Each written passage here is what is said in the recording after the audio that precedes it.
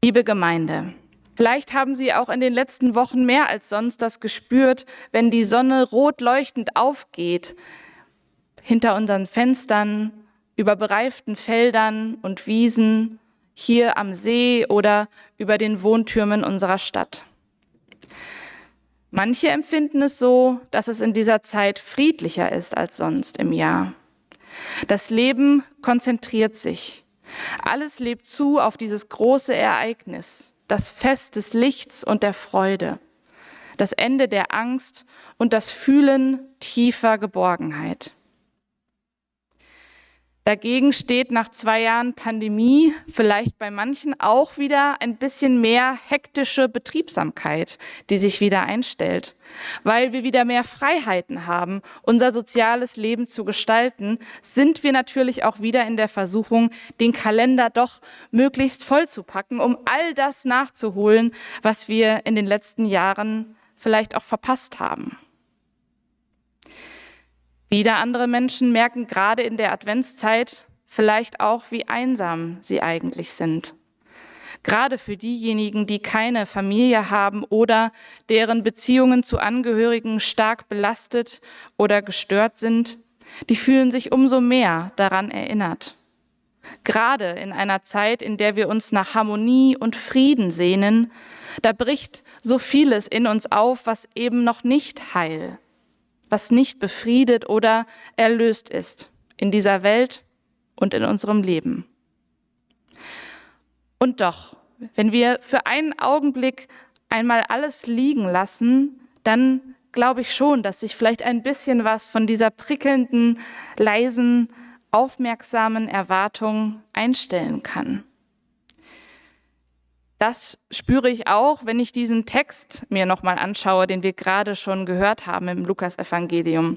Er ist ja zugegeben schon wieder ziemlich mächtig mit großer apokalyptischer Kulisse, aber das Gefühl, aus dem dieser Text heraus geschrieben wurde, ist, glaube ich, wirklich das Gefühl der freudigen Erwartung. Ich frage mich, an welchem Bild, an welchem Satz sind Sie heute hängen geblieben? Bei mir war es dieser. Wenn aber dieses anfängt zu geschehen, so seht auf und erhebet eure Häupter, darum, dass sich eure Erlösung naht. Ich habe schon gesagt, der Satz steht in einem Text, der es wahrlich in sich hat. Er wurde geschrieben in einer Zeit der Angst, der Bedrohung und der Entbehrung der ersten Christen. Er wurde geschrieben in einer Zeit, von der die Menschen damals wirklich hofften, dass sie bald vergehen sollte. Der Grund der Angst damals, es waren bedrohliche Zeichen, die am Himmel und auf der Erde zu sehen waren, große politische Veränderungen und auch natürlich die Verfolgungssituation als Minderheitenreligion.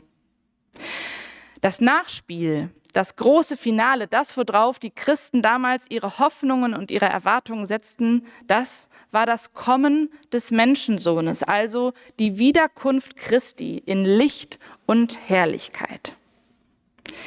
Diese Naherwartung der ersten Christen, die ja wirklich noch glaubten, dass der Messias zu ihrer Lebenszeit wiederkommt, die bestimmt vielleicht unser eigenes Leben heute weniger.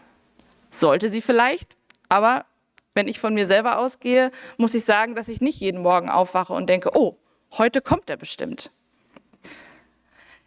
Das Wort Gottes, die Worte Jesu, die uns aber ermutigen und verlässlich zur Seite stehen, ich glaube, auf die sollten wir schon jeden Tag immer noch feste warten und uns die auch gegenseitig sagen und sagen lassen. Denn das Wort Gottes, das ist wirklich etwas, das bei uns bleibt, auch in der Zeit heute. Das ist nämlich ein Wort, das Heil spricht in eine endliche und unvollkommene Welt hinein. Das Wort Gottes, das bleibt bestehen und wird schließlich, so sagt es der Text im Lukasevangelium, einen neuen Himmel und eine neue Erde schaffen. Stellen Sie sich das mal vor. Wie bombastisch ist das? Es wird einfach alles neu. Und in einer Weise, die wirklich keine Trauer, keine Verzweiflung, keine Angst, irgend so etwas mehr beheimatet, sondern es wird gut sein.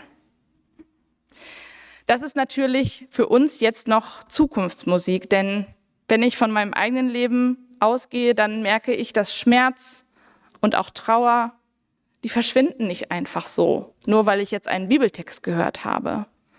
Die bleiben bei mir, die gehen mit mir und sind auch meine Lebensbegleiter. Aber oftmals, finde ich, sind es die eher kleinen und unscheinbaren Erlebnisse und Berührungen, die doch irgendwie auch mich in all dem, was ich als schwer empfinde oder wo ich auch manchmal dran zu knabbern habe, meinen Kopf, mein Haupt heben lasse.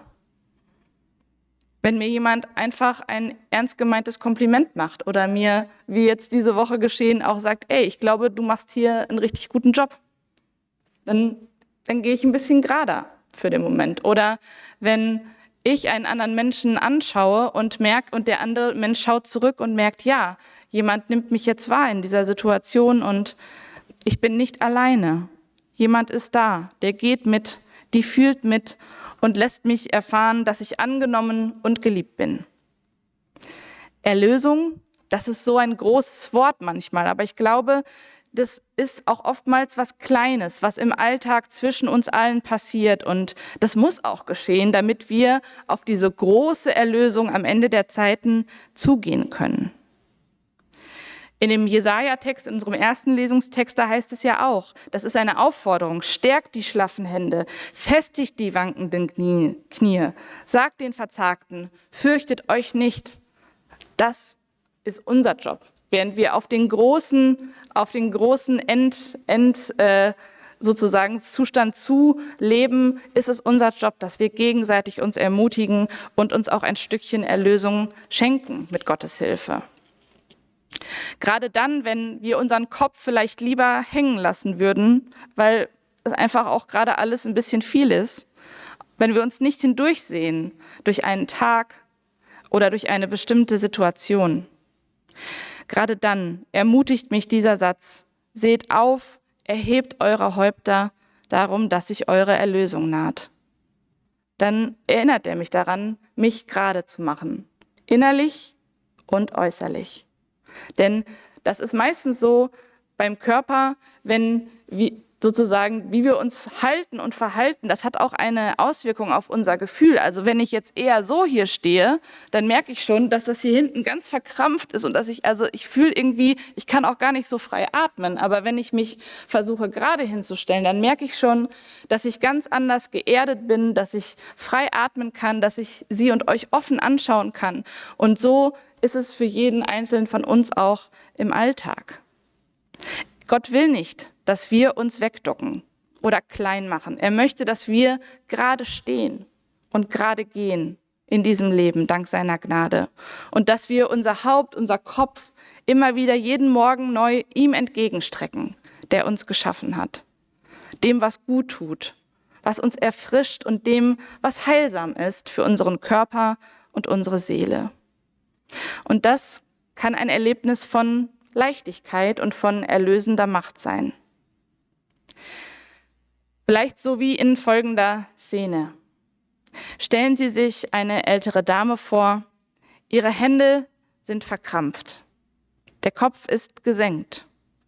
Gerade hatte sie ihren Lebensabend noch als verfehlt beschimpft, sitzt dort starr, verbittert, anscheinend verloren. Wenige Augenblicke später wird ein Stuhl zu ihr gerückt.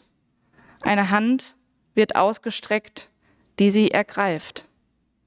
Es wird nicht viel gesprochen, aber die Gesichtszüge der alten Frau verändern sich.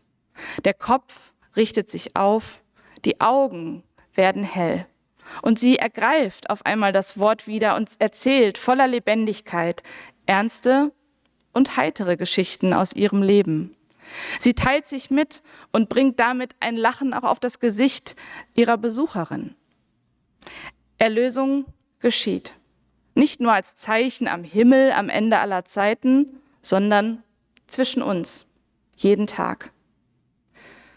Und im Advent, der ja eine Zeit der gesteigerten Wahrnehmung und auch Wachsamkeit sein soll für uns, da wünsche ich, dass wir uns gegenseitig so liebevoll berühren und, was auch nicht immer so einfach ist, berühren lassen. Dass wir Kraft schöpfen können in wärmenden Begegnungen. dass wir Worte und Taten des innerlichen und äußerlichen Aufrichtens miteinander einüben, dass wir uns gegenseitig ermutigen, die Hände und Knie stärken und es wagen, den Blick auf den zu richten, der uns vom Ende aller Zeiten her in Gnade und in Liebe entgegenkommt. Und der Friede Gottes, der höher ist als unsere Vernunft, der bewahre unsere Herzen und Sinne in Christus Jesus.